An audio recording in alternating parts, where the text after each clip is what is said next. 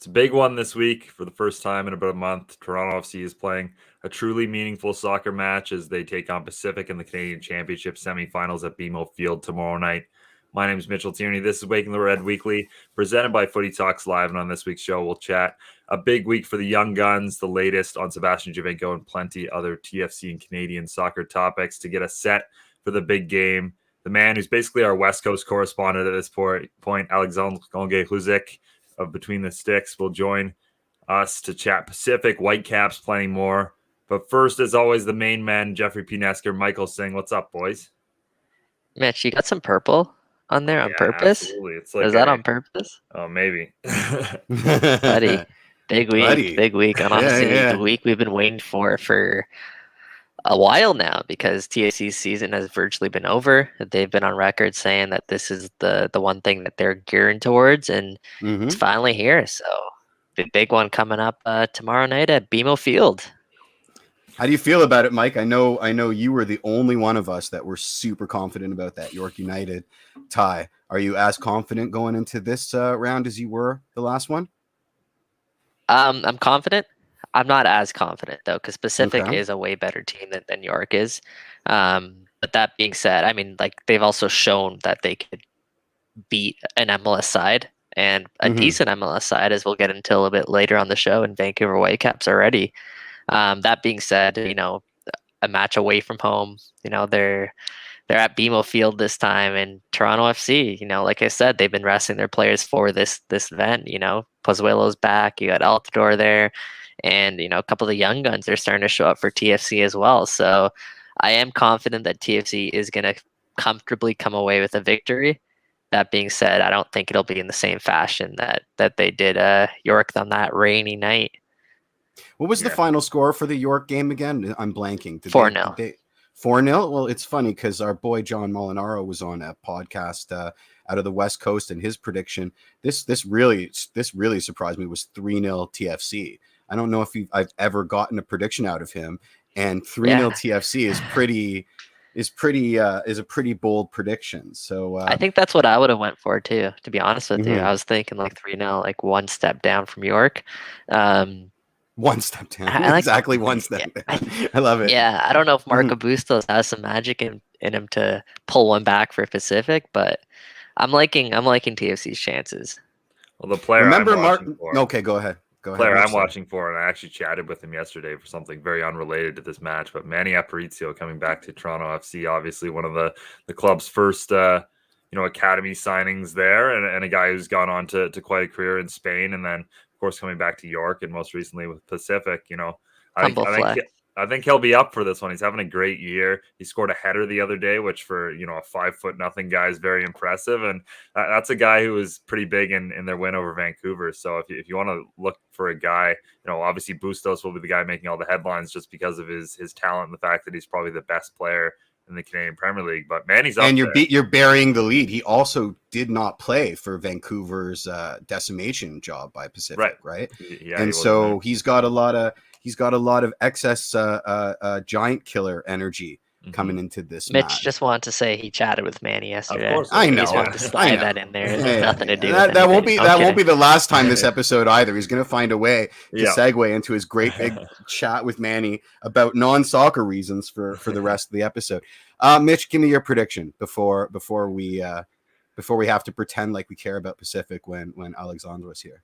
Oh man, I didn't want to do this. No, I'm gonna go 3-1 TFC, but I think it's gonna be a close 3-1. Like, I think they get one at the end, and I think it's a bit of a nail biter. I still think that the talent of Toronto FC and how meaningful this is to a bunch of the guys. You talk about Oso and how he shows up for Canadian Championship games. Guys like Richie Larea. I think this will be a really meaningful game for those guys, and they'll want to do it for Justin Morrow as well. So I think they get it done, but I do think it's much, much closer. Like, I don't think York really was absolutely, they look second class compared to TFC. I don't think that will be the case in this match. I couldn't see through the water droplets around my eyes, like just hitting me in the face. So I trust it was a good game, but I was trying not to float away. Graham brings up something interesting, but I do think we should probably save that for when AGR is here, which is the Taran Campbell suspension, because that does put a spanner in the works for Pacific. Certainly. But that's a deep team. That's another thing about Pacific. They are a deep team, yeah. There are plenty, including York, like there are plenty of Canadian Premier League teams who would have a player like that out and not be able to come back for it. But Pacific's got a lot of attacking options, especially like we said with Bustos back now. Yep. Guys, I like the talk. I like the chat, but TFC I think is gonna roll over Pacific. Like in terms of playing wise too. Like I think if you look back at that York match, like that match could have been like 6-7-0. I know Pacific isn't York, but if you think about TFC's roster, like they finally got a healthy Alejandro Pozuelo, and he makes more than the entire Pacific roster combined. He does. He does. And then you throw Josmer on there, and like it's just we're playing with house money at that point. Like, yeah. And to add to that, like I mentioned off the bat, like we have guys who are starting to round into form. Like TFC is starting to look definitely better than they did at the start of the season. But you want to talk about a guy like Jacob Schaffelberg. Imagine him in form now with playing with confidence, running at Pacific's back line. Like there are MLS sides that are struggling to keep up with Jacob right now. And I don't see a team like Pacific doing it. Again, you want to throw Ozo into that mix. You know, Ozo gave a lot of love to York United players when they played, but we know what Ozo's capable he went out of. and crushed them on the pitch. Exactly. Yeah. Exactly. Yeah, I mean, I'm most looking forward to seeing how, JMR and Nelson and Shafts play against a lower level opposition when it's not, That's mud a good pit, show. right? If they get it. I don't know if they're guaranteed to play in the same way because like Michael said, they rested a lot of those top guys who I think will see the pitch for the full 90 or close to against Pacific. Sure. I agree. I mean, I don't think Josmer's got 90 minutes in him, so we may see, Peruzza, the most recent goal scorer, up front for a couple minutes. I think it probably behooves Peruzza. Jeff, how do you feel about this? The fact that Jordan Peruzza has more goals than your boy Patrick Mullins. I knew that was. I mean, I saw the grin on your face as you were speaking, so I knew Mullins was coming up. I mean, Yvonne wrote. Even Patrick Blanks Mullins, please don't call him Blanks Mullins, makes more money than the Pacific's entire roster. I don't think so. I think the salary cap for it's about $1 million. My boy Patrick makes what about 300K, or am I thinking of Gallardo? I think Patrick's closer to 200K. But anyway, our West Coast correspondent has arrived. Shall we bring him in? Amazing. Yeah, let's do it. Yeah, let's do it. Hello. Now joined by the man himself, Alexandre Gangué-Ruzic, Between the Sticks, Vancouver. How you doing, Alex? Good. How are you guys? Thanks for having me on the show again. Always a pleasure as usual. Yeah, not bad. I'm always, with the start time and you being in the West Coast, I always send you like an extra text because I want to make sure you're up and ready to go. But you always are, so there's no worries there. But there's this thing called Youth and Coffee. I'm sure it works fantastic. Absolutely. You can shout out to my alarm, I guess. Alex, you have a different background every time I see you, man. I mean, usually I put some jerseys behind me. I haven't put them up because we used to do more live shows back when things were more online. So I think that's just a picture of my grandfather. So yeah, shout out to him. Shout out legend. Yeah. Absolute legend. The legend. And the plant is growing well, I see, which is fantastic. Yeah, you have a green thumb, my friend, and that makes you extra trustworthy. Mitch, let's get us started on the questions. Yeah, absolutely. The alarm getting the shout out, the grandfather getting a shout out, big week for shout outs to start. But yeah, I mean, it seems like in terms of Canadian soccer right now, everything's happening out on the West Coast, between the Whitecaps being the only team that's really looking like they're gonna have a playoff push here, and now of course Pacific, who have fought their way here to the Canadian Championship semifinals and really impressed along the way. And they come into a BMO field where the last time we saw CanPL opposition, it wasn't particularly close. York United were pretty handily played off the pitch, and we've talked about that a little bit to start the show. But other than obviously the knowledge that they can beat MLS teams, which Pacific has, what are some things that coming into this game that might give them an edge? There's a lot of things really. I think Pacific, the one thing, if you're going to go back to their victory over the Whitecaps, is that they don't really have an inferiority complex over bigger teams. I think watching that York game back, York just didn't feel like they could hang with TFC, and it kind of got into their heads. And then once they went down a goal or two, you could really tell it weighed on them, and then it ended up being a pretty heavy result. Whereas Pacific in that Whitecaps game, you could just feel it in the building that they were ready for a game like this. They played like their hearts out, and they were missing their best player at the time, the MVP, Marco Bustos, who only returned last week. So he's going to be an added mercenary, I suppose, for this game. But they've got just a talented group of players, but also a group of players who believe. They've got good leadership, and you can tell from the head coach in Pamadou Ka that he just transfers this energy to the players that can be felt in these big games. They like these big games. They relish the big games. If anything, watching them as of late, they seem to get up more for these big games, and they struggle with these meaningless or quote unquote meaningless games, because right now they're focused on the prize, which is winning the CPL final and getting to the Canadian Championship final. So I think they'll be up for it, if anything, even if maybe, Toronto FC is still a talented team. Like I heard you guys mention off the top. I mean, just on paper, this shouldn't be close. But I think the one thing Pacific will bring is that they'll work hard, they'll be organized, and they'll have belief that no matter how talented they think TFC is, they believe they can still be on that same field. Let me jump in, Jeff, before we move on there. No worries. Pacific wise, who are some? We talked about Marco Bustos. We talked about Manny. Who are some other players that we should keep an eye on for Pacific? Like, where are their strong points? Where are their weak points for those of us who don't know? Yeah, I mean, you started two good players. I think Bustos, he's obviously kind of the guy in terms of offense. Everything ends up going through him when he's on the pitch. I think Manny Aparicio is a great shout. I think the fact that Pacific were able to... Hey, do you know who had a conversation with Manny Aparicio? Yeah, by the way, just so you know. Yeah, I imagine it's one of you guys. No, it's... No, I mean, Aparicio certainly. While the reason why Pacific didn't fall off while Bustos was out, because how good Aparicio was. I think he might be the team's most important player, even though Bustos will be the quote unquote MVP. But those are obviously the main guys. I'd say offensively, keep an eye out for Josh Hurd.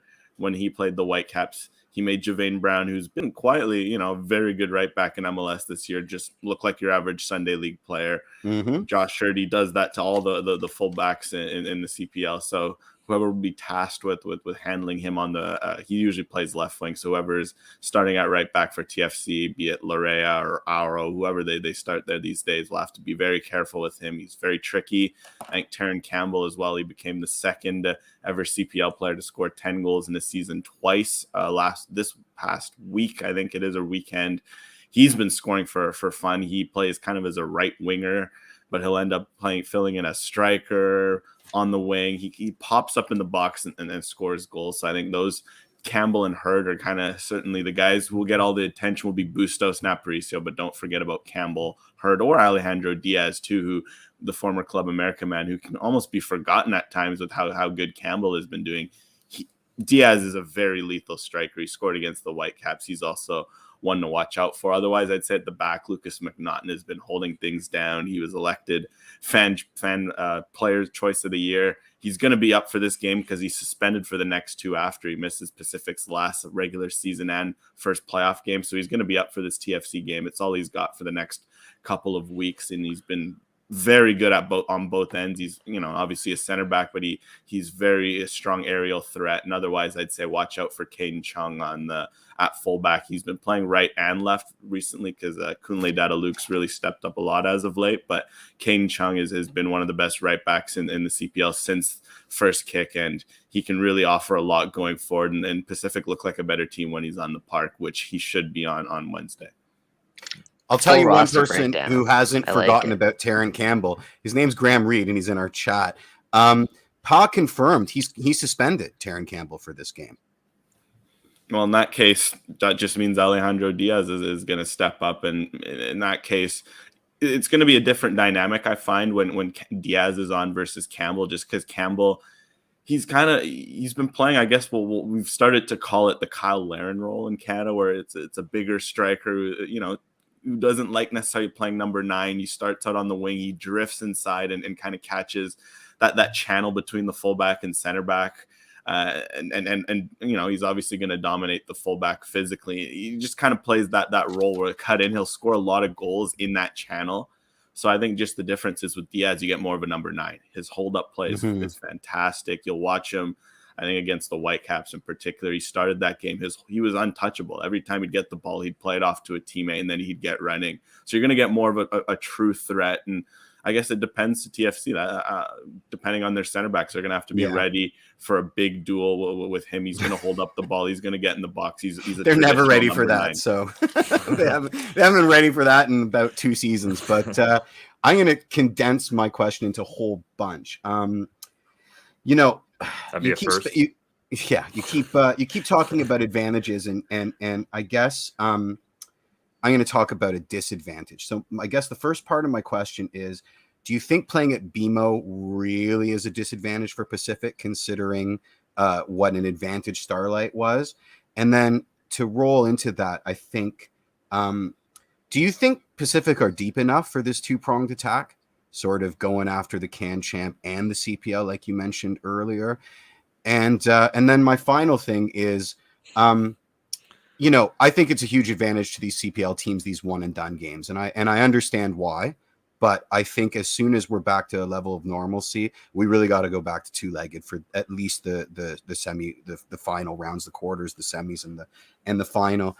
And I wonder if you agree with that. So if you remember what I just said, you can pick and choose whatever you want to answer. Did you write all those questions down there? There was like 4 or 5 in there. So I guess to start with an advantage, I think it is a loss for Pacific that the game isn't at Starlight. I think they just have such a good atmosphere there. I think easily had this game happened, it would have been a 5,000 sold out again. Everyone would have been there. I'm sure there would have been some Vancouver fans who would have headed over just to give TFC some misery. So I think it would have been a good crowd, all purple, all sold out. And just even though things like their surface, it isn't great, but they're so used to playing on it that I noticed, like, for example, when the Whitecaps were there, if you talk to any Whitecaps player, what the worst surface they played on this year, they all say Starlight without a doubt. It's not a great surface to play on, but Pacific's used to it, and it kind of suits the way they play. So I think it's absolutely a disadvantage. They have the best home record in the CPL. That York loss this past weekend at home was only their second home loss all season, which, if in the CPL, there's a lot of away wins. There's not really many teams who have a true home field advantage. Pacific is one of the teams with the strongest advantage. So I think that does, it does hurt Pacific that they're going on the road to face Toronto, especially Toronto's familiar with that grass. It's a great surface. I do think that's a disadvantage. I guess the second question would have been, are they deep enough? I remember the third one. The deep enough. Yes. Are they deep enough? I'd say yes and no. I think they've certainly got one of the deeper rosters in the league. And I think one thing that Kaz really impressed me with is that he's not afraid to roll out the lineup. I think going into any given game, other than your main guys, your Aparicios, your Bustos when he's healthy, your McNaughtons, your Callum Irving's in goal, in Caden Chung, there's always rotation. You never know what you're going to expect. You'll see guys like one day Jordan Haynes, for example, is a great left back. He'll be starting and he'll put up a shift. Next, he'll be on the bench. Ollie Bassett on his day, he's a great midfielder. He doesn't play regularly just because Ka is so good at rotating the squad. So I think as long as they avoid any injuries to any of their big players, they should have enough to continue to rotate through, because that's what they've been doing all year. And for the most part, they've also been able to get results. I mean, they didn't get that win they wanted against York on the weekend, but a few days before against Edmonton, they got a huge 5-1 win that kind of gave them that home playoff win, or a chance to get home playoff advantage. They weren't playing. They rested a bunch of stars in that game, and then they rested a bunch against York. So they've kind of got this ability to roll through. It is going to take a toll on their big guys who are playing a lot of minutes, but I think overall they're deep enough to at least keep fresh from an overall depth standpoint. And then lastly, I think, it should be a 2-legged series to answer your last question with the Canadian Championship. I think competitive wise, it is the 1-game knockout is fun. I just think it'd be nice if it's nice when teams get a chance to host these games, and the 2-legged series does offer that. If anything, I'd say it's 2-legged all the way up to the final, and then final you go for the 1 game just for the drama. And interesting. I find in the final with the 2-leg, the first leg is always just so cagey because everyone's like, oh, it's a final, you don't want to risk anything. So I'd say you go 1 leg for the final, 2 legs for the rest. Get everyone a free home game with whoever they draw in the cup. Before we move on there to the Vancouver Whitecaps, just one last specific question, just kind of sum this all up. Alex, in your opinion, do Pacific have a legitimate shot at upsetting TFC tomorrow at BMO Field? I'd suppose. I mean, they do have a shot. I mean, I'll say if I'm going to be an odds maker, I'd put it 70-30 TFC. Like, it is quite in TFC's favor, but I think Pacific, like I mentioned earlier, the one thing is I'd be very surprised if they came out with the same fear that York had in that game. So from there, it ultimately depends to how the game goes. And one nice thing is with Pacific is I think if they go down a goal, they won't crumble. So at least they'll be able to still make a game of it. And if they score first, it'll be interesting to see how TFC responds. Because you know what team crumbles when they get scored on early? Not Pacific FC. Well, exactly. And that's the one thing. In the York game, I would have been very curious to see what happens if York grabs an early goal and they were allowed to grow some confidence. Because absolutely. I mean, TFC is a lot more stable right now. They've started to figure out a bit, maybe a little too late, as the saying goes. But back then, especially during that York game, they were in a very tough spot. So the fact that York win kind of gave them a bit of confidence was a game changer. So for tomorrow, I think, TFC's favorites. They're at home. They're the more talented team, without a doubt. But I just think this Pacific team, if TFC thinks they're going to lie down if they go down a goal, I don't think that's going to happen. I think if TFC thinks if Pacific goes up a goal, they're still going to be, it's going to be walk. They'll be in for a bit of a rude awakening. So I think they just have to, they can't treat Pacific lightly, because this isn't the same challenges as a York. I think this is Pacific have shown this year they're in the same tier as a Forge or a Cavalry, and they'll look to prove that tomorrow. Because I mean, we saw it a week ago. Forge gave Montreal everything that they could at home. I mean, Montreal did play more of a B squad. It sounds like Toronto will be playing more of an A squad, but still, it shows that if you're not careful, they catch you sleeping, the result could go a bit sideways. Absolutely. I got it 90-10. 90-10. Wow, pretty fair. You've got it 99-1, Mike. Let's be honest. 90-10 is just because AGR is on. You want to give Pacific a little. Exactly. But let's talk a bit about the Whitecaps, because I feel like the only chatter we've had about them today so far has been about probably the low point in their season, which is that loss to Pacific. But obviously things have been much, much better since then, and they're on the verge of doing something pretty special here. And obviously tonight, they have a big game against LAFC. Massive. Yeah, absolutely. Get us set for that. And, what does that game mean to the Whitecaps in terms of a team that hasn't made the playoffs since 2017, and what they could do tonight? Yeah, well, the math is simple tonight. They win. They're in the playoffs for the first time since 2017. With the way the math stacks up, they'll eliminate LAFC, and one of Minnesota and LA Galaxy are guaranteed not to be able to catch them because they play each other the last game. So they get 3 points tonight. They head to the playoffs. If they draw, they're still in a pretty good position. They just can't afford really a loss because the way it's then all it gets stacked really up. interesting. If they lose 44, it's like, and then you have Seattle on decision day.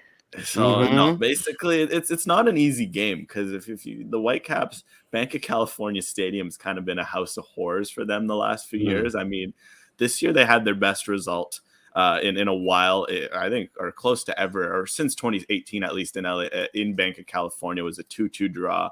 They went up 2-0, and then they kind of lost it at the end because LAFC stormed back. But it was better than their last 2 games, to be fair, which I think were 7-0 and 6-1 or something like that in Bank of California. So it's kind of been a house of horrors for them. But the one big difference is this is Vanni Sartini's first game in the stadium. And the one thing that's been interesting under Vanni Sartini versus Mark DeSantos, on his day, he could be a good coach. On when it wasn't his day, he had a few bogey teams, teams that would really haunt him. SKC, San Jose, LAFC were the three big ones. So far under Vanni Sartini, he's beat SKC, he's beat San Jose. This is his chance to, I guess, can complete the trifecta of Mark DeSantos' bogeyman team. So it'll be interesting to see how he prepares for LAFC and handles this, because, yeah, this is just such a big game, because you don't want to leave it to Seattle on decision day, because Seattle's playing for home field advantage. They're playing for the Cascadia Cup. The last thing you want to do is to head into that game with all the pressure on you, no matter how good they've been at home. So I think this is the game you want to win. You want to sew it up, and then you can just focus on heading into that Seattle game. Okay, if you win, you might secure home field advantage. If you lose, it's not the end of the world kind of vibe. Yeah. I mean, LAFC are like a trapped animal right now. So I would give them as much respect as they deserve. But, in a very TFC kind of way, if you punch them in the mouth, they fall apart. So if they can get that first goal, then LAFC, it doesn't matter if they're at home, they're a bit shambolic this season. So, I mean, obviously you always want the first goal in any game, but I think it's doubly important coming into this tie tonight. No, exactly that. And I mean, I have to confirm, I haven't checked the availability reports, but it sounds like Carlos Vela is going to be back, and he's also been a Whitecaps killer. I think every time he plays against the Whitecaps, he has a goal, except for one or two games. And they've also got, obviously Chicho Arango, who's been banging in goals. I think the Whitecaps defense has been their strong point as of late, but just dealing with the threats of Vela and Arango, it's going to make it very interesting, because the defense has been holding up, and I'm sure we can talk about that. But will the offense score enough? Are they able to get into a shootout with LAFC? I don't think so. So it's going to be, again, it's going to be interesting to see also how Sartini responds to Vela potentially being back. How do you mark a guy like that? How do you mark a guy like Arango, who's just been scoring for fun? It's going to be interesting to see how those two things play out too. So your team's in the playoffs, and you have a Coach Vanni now. So when do I officially become a Whitecap supporter and switch allegiances? My question is, who's been the biggest surprise for the Caps? You guys have made some great signings recently. I mean, obviously Ryan Gold, and I know you're really high on White. So who would he wasn't? If you remember, he wasn't. He's grown on me. I thought you were the guy on Twitter that was always saying, why is he not getting any damn minutes under Dos Santos? But I guess I'm conflating you with some other guy that we. Oh, but, he was on our show ripping Brian. I wouldn't say ripping, but he definitely did not have a soft spot for now Brian. I remember. Put it that way. Brian White's touch specifically. Yes, his touch. I mean, I don't know what Vanni's put in his water, if I'm going to be honest, because first of all, he's developed a pretty good first touch. I don't, cringe every time I see him bring down the ball. So that's a first start. But it's just, I mean, if we're going to answer your question, he has kind of been one of the guys who has stepped up the most. I mean, Ryan Gauld is Ryan Gauld. He's a quality player. Under Mark DeSantos, you kind of saw the first glimpses of that. There's no surprises with Ryan Gauld. The surprise is how quickly he adapted, because I mean, our DPs still don't know where they are in terms of what countries. So, Anyway, I won't interrupt you. I just had to get my shout in. So. It's a very valid point, and that's why I said with Ryan Gauld. I guess you're right in the sense that it's surprising how quick he's integrated in, but at the same time, the quality is there. He was playing in Portugal, who, I mean, this year is rated the fifth best league in Europe. It's at minimum, it's the sixth best league in Europe. So he came from a good league. He's obviously a very talented player. It's not that surprising to see. Even his low bar would have been a huge add to the Whitecaps. I think a guy like White is a great example. I mean, he's just doing everything right now. He's just doing all the little things a striker can do. I think you can tell what a bit of confidence has done for him. Because I think under Mark DeSantos, he looked clunky. He didn't look like he knew what he was doing. He was just kind of getting isolated up top. Whereas now Vanni Sartini's found a way to get him involved in games, get him touches. He's so lethal in the 6-yard box. As soon as he gets those, he's not scoring 20, 30-yard, worldies or anything crazy. He's just scoring headers and low finishes in the box. But that's all you need from your striker, because he's getting into those positions in the first place. The one nice thing that is with him is that he's also been extremely selfless as a striker. He's pressing high. He defends from the front. And I think he's just been everything the Whitecaps have needed, just because He fills a role at number 9. He's very industrial, but industrial is what they need, because before they kind of needed a striker who could carry things a bit. They were asking a lot of their number 9, whereas now Vanni Sartini's simplified it a lot, and I think that fits White's role to a T. He's the kind of guy who can just kind of plug in there and get the job done. But to kind of go otherwise, if you're going to look at some players who have stepped up a lot under Vanni Sartini, I'll shout out Leonard Owusu, because 3 months ago it looked like he was bound to leave the club, and he was just frozen out. He wasn't playing, and now he's just bossing the midfield week in, week out, looking like the player we knew he could be, but really just never got the chance or the confidence to be. So that's also been a revelation to see him and Russell Tiber, who, you know, a few months ago, he's obviously the club captain. He's been around for a while, but he's a very polarizing figure. But now whether some people like to admit it or not, and it's still a very tough discussion, Whitecaps land, because anytime you talk about Russell Tiber, it'll just be, you know, it's just going to be conflict in your benches. Half the people think he's untouchable. The other half just, they want to ship him to Siberia. You kind of can't, you know, his play the last few weeks, few months can't be denied. He's been playing like a whole new player. So those two in particular have also stepped up. And then lastly, just the back 5. I think at the beginning of the year, the defense, it was just very rocky. The back line, there's no stability. It just felt like the Whitecaps were always at one game away from having a 4-5-0 game. But right now, they're not only keeping goals against to a minimum, but they're also keeping the expected goals, the shots against, all those metrics that they struggled in the last few years. They've been, I think, under Vanni Sartini for the most part, been actually one of the top 5, top 10 defensive teams in MLS. And for me, that's the biggest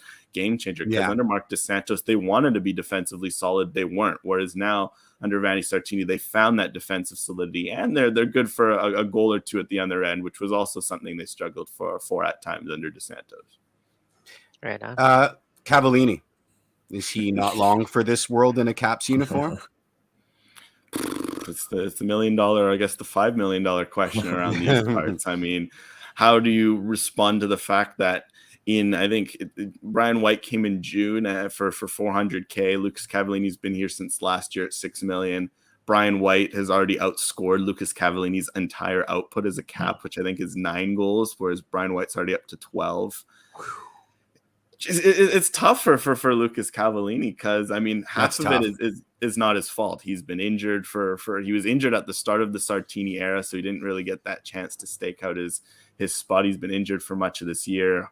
Obviously, last year wasn't exactly what I'd call a striker-friendly Whitecaps team. But at the same time, if you're the Whitecaps, you can't help but be intrigued. You're getting all this value from White at 1/10 of the price for Cavallini. It makes sense to say get rid of him and find another DP in other positions in the field, be it on the wing. I have a solution. I have a solution. Let's hear it.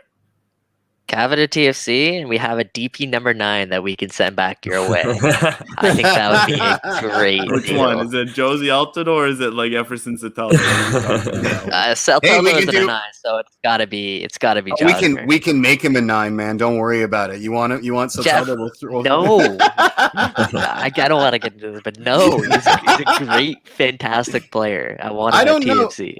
I don't know if I want Cava at TFC. If we're getting a new number 9, I kind of want someone that hasn't been injured at all in the last I thought you were trying to ship Soteldo off. I was talking about our boy Yeffy here. Yeah. I mean, I don't know. I think $6 billion is a huge salary in MLS, and you know, unfortunately, that comes with expectations that you maybe wouldn't get at that salary range in some of the other leagues. And expectations, and I don't know if he's met them. And you know, you guys have hit on some of these other signings, and you're getting great value out of some of these lower price signings. So he may just be in the wrong place at the wrong time at this point, and that's through no fault of his own, I think. I mean, just to add to it, it's going to be, I think this next month and a bit is going to be telling, because first of all, he needs a goal. I think his last goal came on July 4th, which for a strike, I think, and he's only played 10 or 12 games over that time. But for a striker, you know, it's weighing on him. You can tell in his head he's thinking, I need a goal. Because obviously it's affecting his position with the Whitecaps, but it's also starting to impact his position with Canada. Like, if anything, he's very lucky that Canada is surprisingly thin at the number 9 position, and Cavallini and Io's hurt. And the other options include, like, he's lucky right now, because I think if you're going off of form, is he in this November squad for Canada?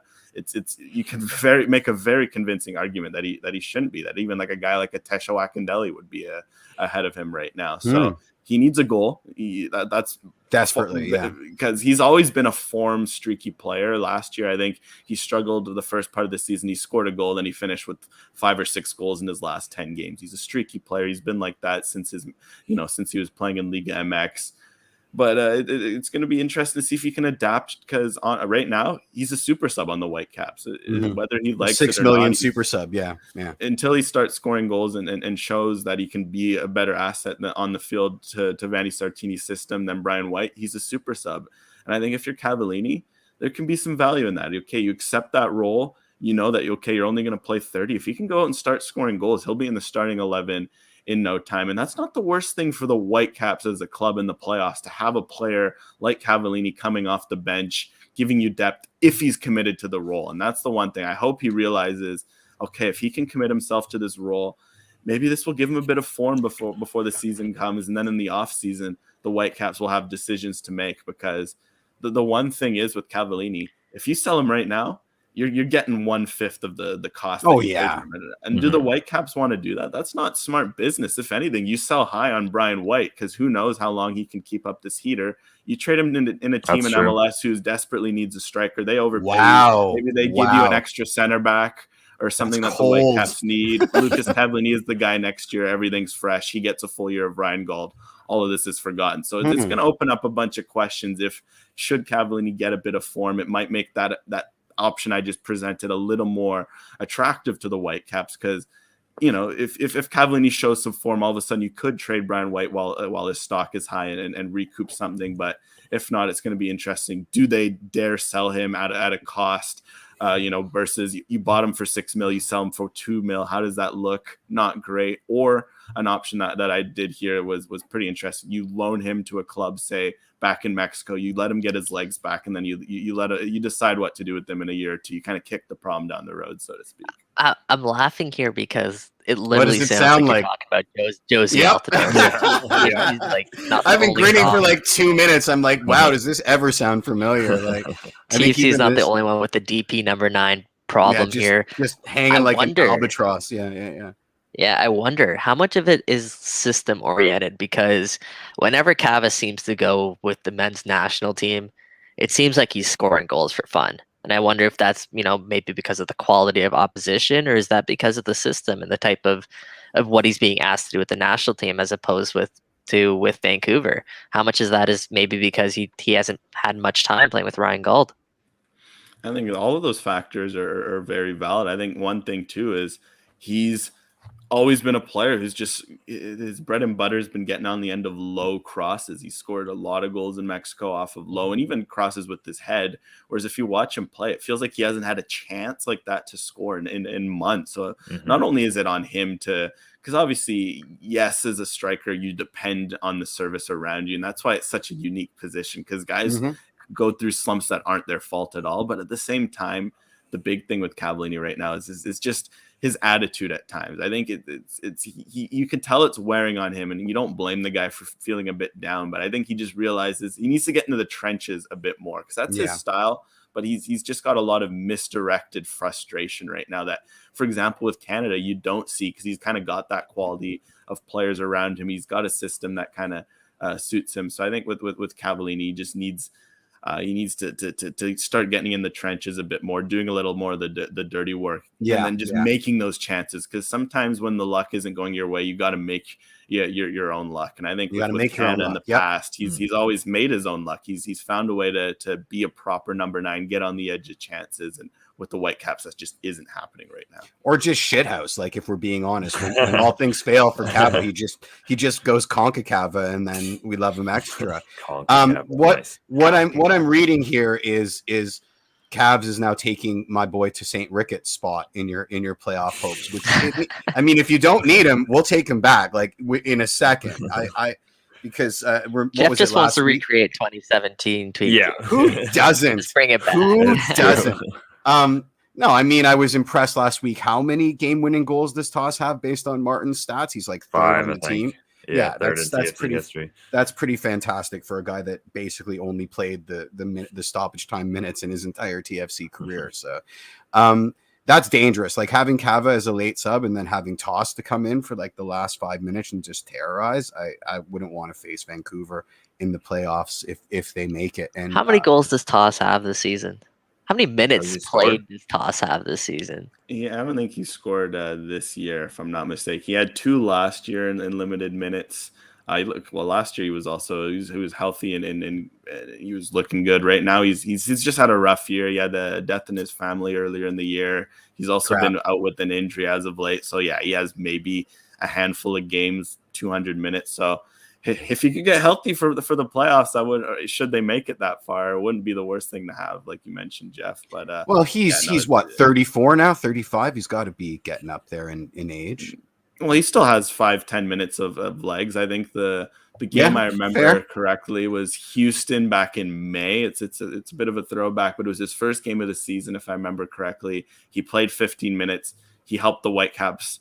They were down 2-0. They ended up losing 2-1. So he didn't help them get any points, but he looked very good for the 15 minutes he was on. He helped create a goal with his pressing. So I think he still has a role should he get healthy, but I think he's out right now with an injury. So hey, maybe knock on wood that he can make him back in time. Good stuff. Right. Yeah, no, great stuff from you today, Alex. Thank you so much for coming on. Tell us a little bit about Between the Sticks, and you got the newsletter now as well. So, we plugged the alarm clock and your grandpa already, but let's get some of your work plugged as well. Yeah, no, for sure. Obviously, you can find me on Twitter at Alexandre Gangué-Ruzic, Between the Sticks at BTS Fan City, btsfancity.com. Doing a lot of Whitecaps and Pacific stuff on there. Obviously, Canada as well, because there's lots going on. Canada Camp coming up next week. I mean, I'm happy that myself and a couple of us West Coasters over here, we're going to be heading out to Edmonton for 6 days. So I'm going to have to pack a very big coat for that. No, you don't pack it. You wear it on the plane. Well, because I'm going to wear maybe 2 big coats on the plane because it's going to be a cold one. So a lot of Canada stuff, especially coming down. That's where the newsletter comes into play. Destroyingprogress.substack.com. Great read, guys. Doing a lot of bonus content and whatnot on there with Canada games coming up. I mean, I'm going to be posting up in Edmonton. There's not much to do there, so maybe I'll even have extra bonus writing stuff to do, because those are 2 massive games, and it's just massive games all around. Massive games with Pacific, massive games with Whitecaps, massive games with Canada. It's been a fun time to cover those things. So I'll do my best to put my thoughts in words on those mediums when I can. And we'll do our best to read them, which means that we're going to read them because we love reading your stuff. So it's true. Yeah. No, thanks so much for joining us. Say hi to Tagua for me when you're out in Edmonton. I know he'll be out there buzzing around. So yeah, we are definitely looking forward to the Canada stuff as well on the show. All right. Thanks. Always guys. good Pleasure to chat. Absolutely. We'll see you next time, buddy. Great. Thanks, Alex. Cheers. Alex, man, bringing some positivity. Like you said, there's so many big games for Canada, so many big games for Pacific, so many big games for the Whitecaps. There haven't been that many big games, obviously, this year for TFC, just the way the season's gone and the way that, things looked bad right from the start almost. But I did want to highlight that game against Atlanta this past weekend, because I do think in some ways that was a reason for hope, in the fact that we talked last week on the show. Michael, given the past of the things, the way things have gone, we were talking about if Toronto FC sit guys for the specific game, this could end up in another 5-0 drubbing with the young guns. It's not what happened. The young guys showed up in a big way. It could have happened. I saw that lineup and I was like 5-0. Yeah. 5-0. Yeah. Sure. But the only goal they end up conceding is a massive mistake of their own. And then they by and large put in a pretty solid performance, and there's some hope there. I mean, Julian Dunn. Yeah, Julian Dunn, fantastic performance. I think a good quote from Perez. I think it's no secret for us that we are. I was literally going to bring that same quote up. There you go. You got what Michael says, not part. Well, of you both said you were going to bring it up. I haven't read it, and you both talked over each other. So for the benefit of me and our listening audience, can somebody read the damn quote? Yeah. All right. I don't know if that's true, but I think I don't think it's. Yeah. Go ahead. Wow, now Jeff's talking over this. This is a great moment of podcasting. But all right, I think it is no secret for us that we are maybe at the end of a cycle. And it's good to see all these young players and see the future of the club doesn't need to rely necessarily on bringing in a lot of players. I think we have enough quality and we have the youth ready to step up. I think we have a good balance between very experienced players and younger players. Why'd you look so nervous reading that? It was like listening to Yeats. It was crazy. That was like a book reading. I felt like bringing out a cigarette and a beret and just beating it along. I also just started like 3 times. No, so that's a really interesting quote because 2 things. Well, A, we don't even know what the status is of Javier Perez and whether or not he'll even be here in the future. Yeah. So it's really interesting that he's making that quote, whether it's a pitch to the front office that, you know, he believes in the youth here or whatever it was. And B, of course, is talking about that youth. And it's really interesting how, you know, he's saying that we have a lot of talent here in terms of youth and we don't necessarily need to bring in players next season. Well, I mean, if that was really the case, then I feel like TFC should have had a much better season this season. And we should have been playing the youth a lot earlier this season. Maybe played some of those guys. Yeah, exactly. Right. So that's really, really interesting to me. I think it's just at this point, we absolutely need to bring in quite a bit of players. I don't think I've been a proponent of playing young guns, but you have to play the young guns alongside quality MLS veterans and quality players. And I think the players that we usually rely on as veterans have regressed quite a bit. And I don't know if they're capable of holding up the ship anymore. So I think there needs to be a lot of turnover. And that being said, I do think there's room for the youth. And I think a player, again, I mentioned off the bat there, Julian Dunn, like what a performance he put in. He looked like a composed defender that wasn't out of his element. Like he did not look intimidated whatsoever. There was a countless times where he was put in 1v1, 1v2 situations. And this guy stood his ground like an MLS veteran. He didn't jump in. He looked like the best way I can kind of sum up and put this is that he looked like a defender. He looked like he really belonged there. And this isn't a knock on Luke Singh at all, but when Luke Singh is out there, it looked like he was kind of battling and trying to figure everything out on the fly. Julian Dunn looked like he had it figured out. Like Luke Singh's positioning looked like he was looking over his shoulder quite a bit, like trying to figure out exactly where he should be. Where Julian Dunn, it really looked like it really natural. I like Luke Singh's ceiling. I think Luke Singh has a tremendous amount of talent. He has great touches. He's very skilled, but I think he needs to learn the game in terms of position wise and where to be at the right time a little bit better. Where Julian Dunn, like absolutely, he looked like he was there. It's funny because remember when Chris Mavinga still had that new CB smell and we played him against Atlanta and we were like, what were we thinking? It's interesting how sometimes Atlanta is the harbinger of TFC CBs.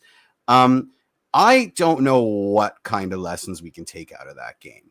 If you look at sure, it was a wonderful result, an unexpected result, but Atlanta lost that game. I don't necessarily know if we even had a place in that narrative, right? Like Barco, that's one of the most terrible Like Barco regressed 2 years in that game. That was the Barco that Atlanta wanted to sell. No, it's true. It was the worst. Like there was so much selfishness. Martinez never misses like that. Like that was a howler of a game from Joseph Martinez. All of the stats support that. Like Atlanta should have been up 17-0 by halftime. Like they tore through us so many goddamn times. And then Barco just did Barco things and like took 2 extra touches or turned around the wrong way or forgot that he was playing soccer. And then you got Joseph just laying an egg. And then the guy that they took from Lille had a terrible game. Their new Argentinian number 10 also had a piss poor game. It was nice to see and it was fun, but I don't know if we can be making grand proclamations off the back of that game, because quite honestly, we look like garbage out there. I don't know about that. Well, that's harsh. Super harsh. I mean, the fact, like, did you see the goal that Quentin conceded? Like, that's that's a one-off mistake. Yeah. No, I mean, unfortunately, he's got a tendency of doing that. Again, I love it. I hope it's great for confidence. I hope Jordan Dunn. I hope Dunn runs with this. I hope Peruzza Julian, and Julian. I'm getting messed up, but I hope Peruzza runs with this, opening his account. I mean, I hope that the knock-on effect, confidence-wise, is it exponentially higher than the deserved confidence that we should be taking from the game. And again, I take back, we looked absolutely terrible, but we were not world beaters out there. We were pylons in our own game. So, Atlanta lost. I think that's taken a little bit. Like, I'm with you there that I think Atlanta should have won that game, but I don't think that's giving TFC enough credit. Okay, like, TFC. Tell me why. Well, look at the players that were on the pitch. Like, there was Jaquil Marceruti played almost the full 90 minutes, 90, I think, or the full 90. Which was a good thing to see. Jaden Nelson as well played a huge chunk of that game. Obviously, Julian Dunn making his first MLS start in 3 years since Houston. Yeah. Right. There's a lot of different things you can point to in terms of the quality of TFC's roster there. Again, Pozuelo Altidore only played the half. So, like, the expectation going into that game, as me and Mitch talked about off the top, is that should have, maybe been a 5-0 game based on the roster that TFC's putting out, and especially the desperation Atlanta was supposed to be in, right? Atlanta was on the brink of a playoff spot. That's a 3 points in the bag at home against a team like TFC, who's resting players for a midweek Canadian Championship match. Now, that being said, like, I don't think TFC again should have won that game or tied that game, but I don't think they look like garbage, as you're saying. But you're not disgusted with me, Nathan. Nathan thinks that you're disgusted with me, and we're gonna have handbags later. But anytime Jeff opens his mouth, guys, I look disgusted with him. It's because he's got resting bitch face, but that's fine. That's fine. Go ahead. Or if he's talking about Jefferson Soteldo, I just want to jump through my laptop and just go ahead, Jeff. But yeah, man, like, again, like, I think we have to take it for what it is. Like, the expectation going into that game was it was going to be very ugly, and it wasn't. And that's a victory on its own. Now, I'm not saying, a fair point. From this point, Julian Dunn is TFC's new center back, but it is, something at least to build on, right? Well, I mean, people say stuff after every single game. So one game, people are saying Jefferson Soteldo is the other game, he's the worst player in the league. Like, it really is knee jerk a lot of the times from some of the TFC fan. Knee jerk from this jerk. Yeah, exactly. But yeah, I think it's something to build off. One thing I like is that Jeff started taking shots at Jefferson Soteldo, like, during interviews and stuff, like when Michael doesn't have, like, an appropriate chance to respond. Like, you do segues. You do segues. I do Crown Prince of Chaos. But I just respond with my looks to Jeff. Well, his patented looks of disgust. I did want to mention that Peruzza goal, because now he becomes the 5th TFC youth player to score their first goal this season. We had a good post on our Waking Red Instagram account, that being Luke Singh, Schaffelberg, Noble Okello, Ralph Prizo, and now Peruzza scoring that goal. Obviously, nice to see. Shout out Anthony Corey. Yeah, absolutely. Yeah. I did want to say, though, like, again, with the whole youth movement thing, I think I am more towards Michael in terms of the fact that, I don't think that we can just roll out the youth next season in terms of a plan. Like, there's 3 guys who I think have proven their MLS starters at this point this season in terms of the young guns. 2 of them have been injured for most of the year, and that's Io Akinola and Ralph Prizo. I think those are 2 MLS starters, and then Jacob Schaffelberg is as well. So I think you can build around those guys in terms of the young players. All the other guys aren't quite there yet. Has Jacob proven it? Yes. I think yes. I think in the second half of the season, I think he's absolutely proven he's an MLS starter. I mean, Griffin, like you said 6 months ago, this is an MLS where Griffin Dorsey is getting starting minutes for Houston, right? The reason I'm asking that is because Jacob had a terrific couple of weeks before that Canada camp. Yeah. He looked decent after the camp, but he wasn't at the same level he was before the camp, at least in my opinion. Sure. I think he still had some great moments though. I mean, he's had great moments. He forced for that sure. goal against Philadelphia Union where he put that cross in where, they kind of had to redirect it in their net. I know it's a mistake, but I still think like when you play Josie would have been there to tap it in. Yeah, so exactly. I take that. He had that moment against Atlanta where he just turns and rifles a shot that honestly was one of TFC's best chances. So I think there's still a confidence level from him that's up there, and I do think like this past little bit, he's proven that he has that ability. The reason I'm saying that is because we haven't seen it for a really long period of time. We saw it during a congested schedule where he's shown that he can definitely hang in MLS and he could actually make a difference in Major League Soccer. I'm just wondering, can you do that over the course of a season? Can you do that over the course of a full season? I don't think he's ever been given that chance. Yeah. Fair. Yeah. But I think given what we've seen, I think it's worth giving him that chance next year. Yeah, I'm just not like writing in the box check he's an MLS starter yet for me. That's fair. But I do think he absolutely has the potential to be. I don't want to take anything away from him because he has looked really good of late. And I think all the young guns have looked really good out of late. I think the Jaquils and the Jadens, are really getting the benefit of these reps. They're starting to feel themselves out there, and I think that's really positive, which is why I'd like to see them, get some minutes against Pacific, because I'd like to see them against a CPL level opposition and just see, do they start clowning guys at that level, right? Like, because it would be an interesting just as a thought exercise for me to see, where they are in terms of guys. You heard it here first. Jeff wants to see it happen. TFC, come on, just for Jeff. Just let it happen, guys. Jeff wants them to use the semifinals as a thought exercise. As a thought exercise. Yeah. What was I gonna say? He's not okay. So Graham agrees with you. David Ackerman says midfield is basically the same next year. I mean, we're getting a lot of questions for, I guess, the segment that we owe, which is the who stays and who goes that Mitch suggested. I mean, whoa. No, it's not. Michael it's suggested that also. Yeah, Michael suggested that. So. Whoa. But I will say taking credit for things that I didn't do. That's a theme on this. I'd never. Who steals questions all the time? My answer is I think there's a question mark on Mark Delgado for next year, because he's probably going to want a pay raise, and they just signed to a long-term deal. He just got literally this year pay raise for a long-term deal. So then where did I read? But forget it. Your source is wrong, man. Your source is wrong. I'm gonna. He just signed a long-term contract with TFC, and they got Mark locked up. So I don't think he's a question mark at all. He's 20. Was he 25, 26 now? He's 25 forever. He'll never be 26. So he's 26 now, because I remember we were making that joke.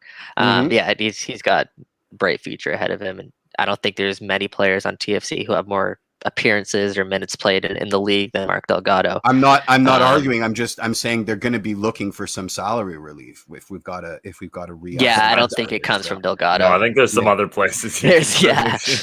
I'm including those other places, by the way. Sure. I'm approaching this from the pie in the sky. Everybody that we want gone is gone, and we may still need salary relief if we have. That's a lot of salary, because I mean, if our off-season plans are as ambitious, contract. You take off Omar Gonzalez's contract, and that's over $1 million off the books right there. And that's not even getting into the Patrick Mullins of the world, the Erickson Gallardos of the world. There's a lot of money. Yeah. The goalkeepers are an interesting one. I know, again, we're eventually going to get into this fully, a little bit more. Someone brought up a great point that I kind of like, which is the fact that you've got Dane St. Clair, who TFC should have drafted in the first place, by the way. I know we drafted Dorsey. Yeah. They also could have had Tajon in that draft. But you've got Dane St. Clair, who's a great goalie for my money, sitting on the bench in Minnesota United. I feel like you could very easily make that happen and bring him in. This is a guy who's been with the national team recently. This is a really solid goalkeeper. I feel like that's a guy you could bring in alongside a veteran like Quentin Westberg or Alex Bono if you want to keep him, and that could be your future in goal there. I think that would cost a pretty penny, though. I don't know. The reason I'm saying that is because when Alex Bono was rumored to be on the market when he was about 25 years old, this was a guy who was riding the bench at the time for over a season. He was obviously found great success for Toronto FC during 2017. The asking price for him was quite hefty when you hear about some of the names that were, linked with him in return. Oh yeah, that was the Gressel. Julian Gressel was part of one. Yeah. Dane Sinclair, man, like he's a generation Adidas draft pick. Yeah. Meaning he's not going to count against your salary budget. Exactly. You can pay him a little bit more and he's not going to count against your like there's a lot of value in his contract. And like you said, he has national team experience. I don't think that's I don't think it's something realistic. You can acquire very cheaply. That's what they trade Josie for. Yeah. Please. In this pie in the sky where everybody wants Josie and are willing to give up, beautiful contracts. Yeah. I mean, we'll have to table that. But do you want to end on? I like the thought, though. I mean, that'd be great. Oh yeah, that'd be fantastic. Let's end on Seba, I think. Yeah. I mean, I do want to say one thing about the Forge versus Montreal Can Champ game. Sure. It was I mean, I was there. Jeff was at that game, yeah. And there was like 6,500 people at Tim Hortons, which unfortunately still looks pretty empty, but would have been, people hanging off the rafters at Starlight, which is unfortunate, but par for the course. What a heartbreaker. I mean, I brought a lot of newbies to the game and they were all uniformly like, the vibe at this is amazing. And I had to remind them that, most games don't end with an 11-round penalty shootout. But yeah, what a heartbreaker. It really, really was. It felt like Forge were the better team, the team of destiny. We've been there before with this club. They got to figure out penalties. As if you can just by magically waving a wand, and that's all I'll say about it. I mean, I'm upset that it wasn't another cup set because I think it was so close. But congrats to the boys. They really came out, and sometimes Lady Luck isn't on your side. Yeah, Montreal has sure survived a couple punches, eh? Like they were close with Halifax there. Until the end, and then now they get by Forge on penalties. So, they really got to this. They should have lost in that shootout too. Yeah, 100% they should have. Yeah, they really should have lost that game. But you know what? It is what it is. That's the sport. That's how you get to the final. But let's quickly talk about Seba to TFC because John Molinaro had a bit of reporting on this over at TFC Republic. Not a done deal for his TFC source, and the report is that they're actually pretty far apart on money. As Sebastian Javinko still wants to get paid like a designated player, then obviously the whole allocation order thing as well, which is a hurdle, but not, I don't think, a big one. I've seen that thing traded very easily. If they get the contract done, that's not going to be a hurdle whatsoever. I don't think. Especially because they're at the bottom of the standings too. Not just that, very far. Not just that. The player is not going to come to any other club but TFC, right? So the allocation order is realistically just what are you willing to pay us TFC ransom. If you want it? Yeah, right? it's ransom. Exactly. It's ransom. Yeah. Am I surprised that it's not a done deal? Of course, I'm not surprised. There's so many moving parts going into this off season, and Seba's he can't be the priority here, right? Like in terms of. Let's put it this way, in terms of who's going to be the boss, right? And then all the dominoes fall from there.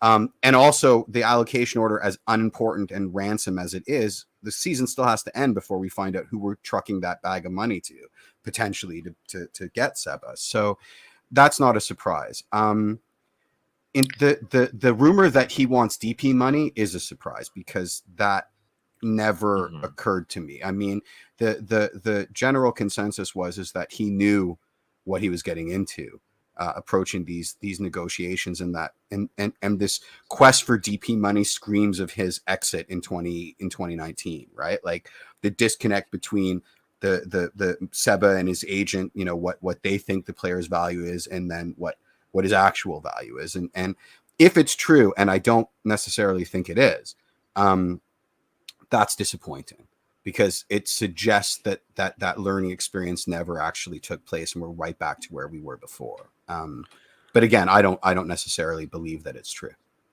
Yeah, I'm with you there, Jeff. JMO's pretty right usually. I'll just say. JMO is like money. But when it comes to Sebastian Giovinco rumors in this city, no one ever really has their finger on the pulse when it comes to stuff with him. With that being said, this could be coming from front office. This could be front office shenanigans to sort of, take our mind off it so that it's extra surprising when the announcement comes through, right?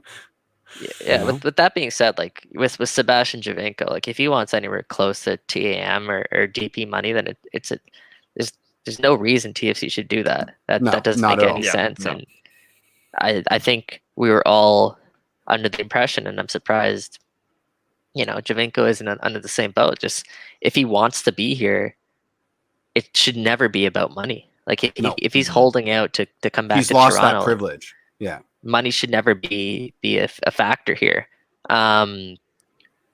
So I guess I'm wondering now is if that's really the case. As I'm with you, Jeff. I'm not sure if I'm sold on that yet because no, because it flies in the face of this whole redemption arc, right? Like, not only that, Sebastian Giovinco has an opportunity to chat with any club in the world that he wants. He's been a free agent for the last 3 months, but for whatever reason, he's showing up to every TFC game. Yeah, he's getting the, obviously the legacy treatment, let's call it. But well put. We know his agent hustles, right? We know that his agency hustle like nobody's business. So 3 months is like 3 years in D'Amico time, right? Like he could be like, it's not the off season everywhere in the world. He could be playing right now. Yeah. Right. But there's something there that he's not playing, and he's still showing up to TFC games. So I don't want to write him off just yet. I want to see how this kind of saga plays out again. And I guess we'll only see towards the off season. And if Seba wants that money, he can get it, but it just won't be an MLS, I'm guessing. No. And it won't be with us. And if it is with us, then we're idiots because wow. Like there's no decent. You're an idiot, Jeff. Don't say we're idiots. You're an idiot. No, I mean TFC and on the whole to be offering all up for another... one, baby, all for one. Yeah.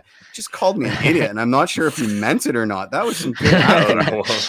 You did bring up the Everson's Hotel there, so kind of. On that, no, I agree with you, Mike. I think that where there's smoke, there's fire, and this kind of flies in the face of what we've seen with our own eyes. So there's a disconnect there. And I just don't know. I don't know. I don't know if I. Let me close it off this way and say the only way Seba does come back to TFC is if he does take that major hometown discount. So I think right now the ball's in Seba's court. It's Absolutely. Up to whether or not he wants to do that. And if he does, I think we see him back in red come January or February whenever training camp opens. I agree. All right. Let's wrap things up there before we have another fight about whatever. Usually these. No, you're an idiot. No, Mitch, you're an idiot. This is that just goes without saying, though. I have to actually tell Jeff he's an idiot, so he knows it. Mitch just knows it. Wow, Mike's just throwing heaters. Wow, man. Yeah, I've been on here too long with you guys. Absolutely, yeah. Well, thanks to Alex. Alex is not an idiot. He's nice. We really appreciate him coming on the show guy. today and bringing us some knowledge about all things West Coast. So that was great. Thanks to all of you for listening. You're also not idiots. We really appreciate all the info you bring us in the comments section there. And next week we might have a pretty special guest on the show. So definitely stay tuned for that. We'll be announcing that at some point in the coming week. And, we definitely think you guys are going to like it. But on behalf of Jeffrey P. Nesker and Michael Singh, a couple of idiots, my name is Mitchell Tierney. And until next Tuesday. Yeah, idiots. Cheers, guys.